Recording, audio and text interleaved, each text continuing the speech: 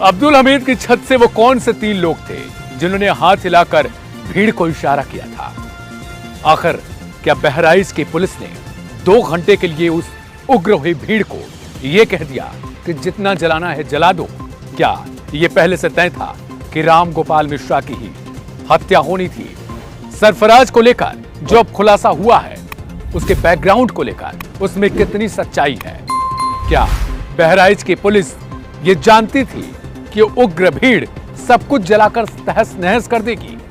और आखिर क्या ये पहले से तय था कि राम गोपाल मिश्रा छत पर चढ़ेगा और जो कुछ होना है वो सब पहले से ही एक प्लानिंग थी?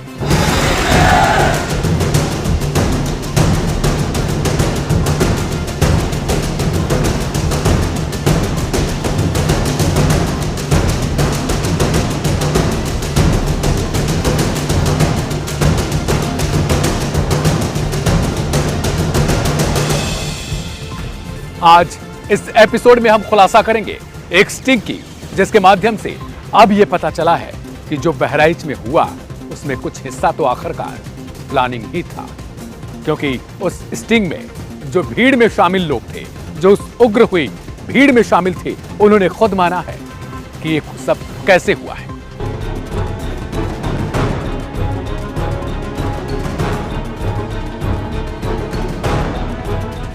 हमारी अपील है कि सबसे पहले आप इस वीडियो को लाइक करें ताकि ये वीडियो वहां तक पहुंचे, यानी बहराइच तक, और लोगों की आंखें खुले कि जिस उग्र हुई भीड़ में वो प्रदर्शन का हिस्सा बनते हैं, वास्तव में वो पहले से ही रचित या फिर प्लानिंग होती है और वे प्लानिंग के किरदार बन जाते हैं।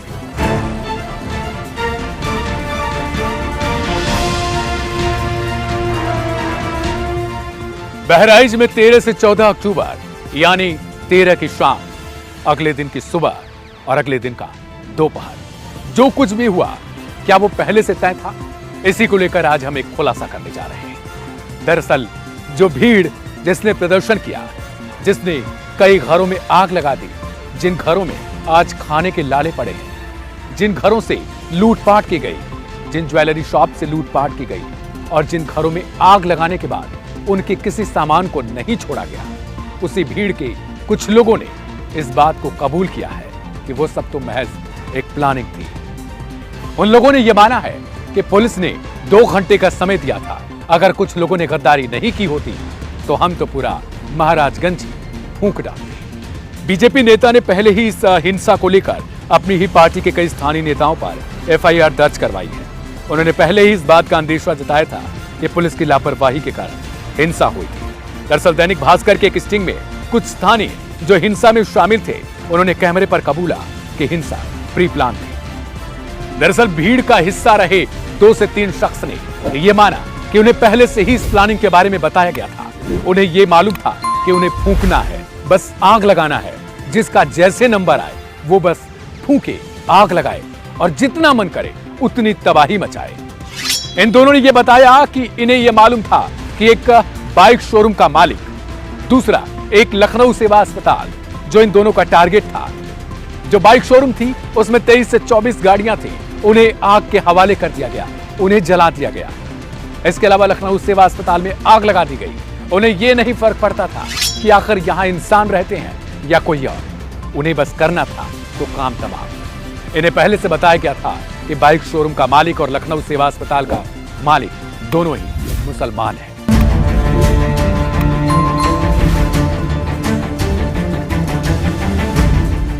अब सवाल खड़ा हो रहा है कि आखिर 13 अक्टूबर की शाम को क्या हुआ था? जो सारे तरकीब, जो सारी कहानियां, जो सारे किस्से आपको सुनाए गए, क्या उनमें सच्चाई है? दरअसल इस बाबत दैनिक भास्कर की ही स्टिंग में एक दावा किया गया। उन्होंने लिखा है कि उन्होंने इसको लेकर वहां के थाना प्रभारी रहे उस अफसर से बातचीत की जिनके कार्यकाल के दौरान ये सब कुछ हुआ। उन्होंने बताया कि दरअसल ये मैटर हिंदू मुस्लिम का था ही नहीं। जब ये यात्रा निकाली जा रही थी, जब लोग नाच गा रहे थे, उस वक्त ऐसा कुछ भी माहौल नहीं था जिससे ये माना जाए कि अगले ही दिन किसी की हत्या हो जाएगी, अगले ही दिन इतना बवाल होगा कि कई घरों को फूंका जाएगा, अगले ही दिन इतना बवाल होगा कि किसी शोरूम अस्पताल में आग लगाई जाएगी। उन्होंने बताया ना ये डीजे का किस्सा है, ना ये किसी गाने का किस्सा है। उस थानेदार ने कहा कि वहां जो कुछ भी हुआ वो सिर्फ इस बात पर हुआ कि अब्दुल हमीद यानी जिस छत पर रामगोपाल मिश्रा की हत्या हुई थी वहीं से 3 लोगों ने भीड़ की तरफ कुछ इशारा किया। इसी इशारे के बाद भीड़ में एक व्यक्ति आता है और वह भीड़ से जैसे ही निकलता है उसके बाद शुरू होती है कहासुनी और झड़प। यानी यह मामला किसी हिंदू मुस्लिम का शुरुआत में था ही नहीं। अगर इस अफसर की बातों पर यकीन किया जाए तो इसे केवल एक रंग दिया गया। यही नहीं बल्कि हरदी थाने में तैनात रहे एक पुलिस अफसर ने नाम न बताने की शर्त पर यह भी बताया कि पूरे जिले में बीजेपी विधायक की इजाजत के बिना एक पत्ता तक नहीं हिलता।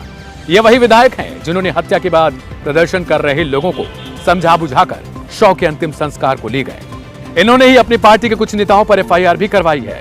पुलिस अफसर ने आगे बताया कि मुझे सूचना मिली है कि रामगोपाल मिश्रा की पहले से अब्दुल हमीद के परिवार से टसल थी।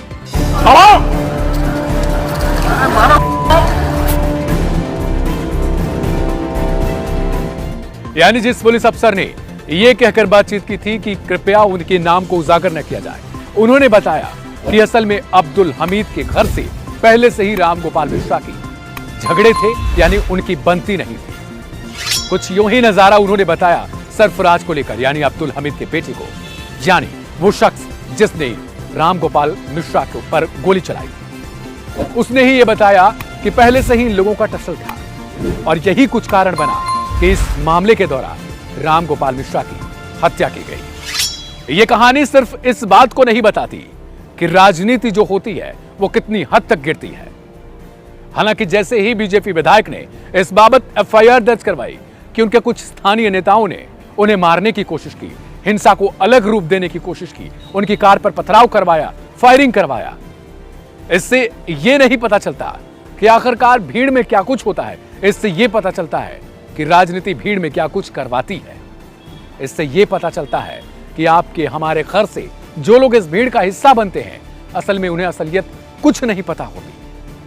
वो सिर्फ नारे लगाते हैं और उस बदले की आहट में जाते हैं और वो फिर फंसते जाते हैं, लेकिन खेल तो कोई और कर रहा होता है।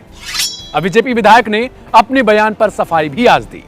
उन्होंने कहा कि उन्होंने जो कुछ भी कहा, एफआईआर में जो कुछ भी दर्ज करवाया, अगर विपक्षी पार्टी या फिर अखिलेश यादव इसका फायदा लेने की कोशिश करते हैं तो वो गलत है। बीजेपी विधायक सुरेश्वर सिंह के मुताबिक उन्होंने एफआईआर में इस बात का जिक्र नहीं किया गया कि रामगोपाल के मिश्रा की हत्या से पहले यह सब कुछ हुआ। उन्होंने बताया कि यह हत्या के बाद का मेरा एफआईआर है, जिसमें मैं शव को मोर्चरी ले जाने के लिए जिक्र कर रहा था, मैं जिलाधिकारी से बात कर रहा था, मैं एसपी से बातचीत कर रहा था और सीएमओ से बातचीत कर रहा था कि आखिरकार इस मामले को सुलझाया जाए। इसलिए उसी दौरान मेरी कार पर फायरिंग करवाई गई, मेरे कार पर पत्थर चलवाए गए और यह किसी और ने नहीं किया बल्कि बीजेपी के स्थानीय नेता अर्पित श्रीवास्तव ने करवाया और उनके साथ 7 लोगों ने। अब उन्होंने इसमें सफाई तो जरूर दी है, लेकिन जो कुछ भी निकलकर सामने आया उससे कहीं न कहीं यह पता चलता है कि यह घटना तो थम जाती, लेकिन कुछ राजनीति के दिलचस्प खिलाड़ियों ने इसे अलग ही रूप दे दिया और इस मैच को ही पूरी तरीके से अपने पाले में ले लिया।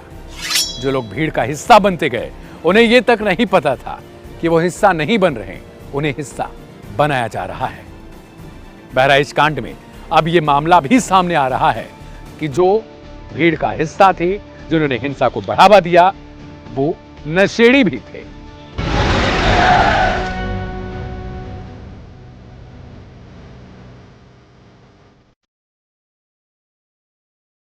क्योंकि दैनिक भास्कर के रिपोर्ट में जो स्टिंग में खुलासा हुआ, जो लोग सामने आए वो किसी नशे का सेवन कर रहे थे कैमरे पर ही। फिलहाल मेरी ये अपील है, हिंदुस्तान की तरफ से ये अपील है कि आप सभी अपना ख्याल रखें, अपनों का ख्याल रखें और किसी अपने को किसी क्राइम की संलिप्तता में न जाने दें, उन्हें इस भीड़ का हिस्सा न बनने दें। आप में से और हम में से बहुत सारे लोग अलग अलग राजनीतिक दलों की समर्थक होंगे। कुछ को बुरा भी लगेगा, कुछ को अच्छा भी लगेगा, लेकिन अच्छा बुरा की बात वहां होगी जहां देश के लिए, आपके प्रदेश के लिए बातचीत होगी, वहां नहीं जहां कोई आपका अपना, कोई आपका सगा संबंधी, कोई आपके ही घर से उस भीड़ का हिस्सा बनाया जा रहा हो, जिस भीड़ में जाकर वो किसी घटना को अंजाम देगा, बस उसको एफआईआर होगी और फिर उसे जेल, और फिर बचाने वाला कोई पार्टी का नेता नहीं, कोई अपना आपका समर्थक नहीं, ना ही आप किसी पार्टी के समर्थक बच पाएंगे।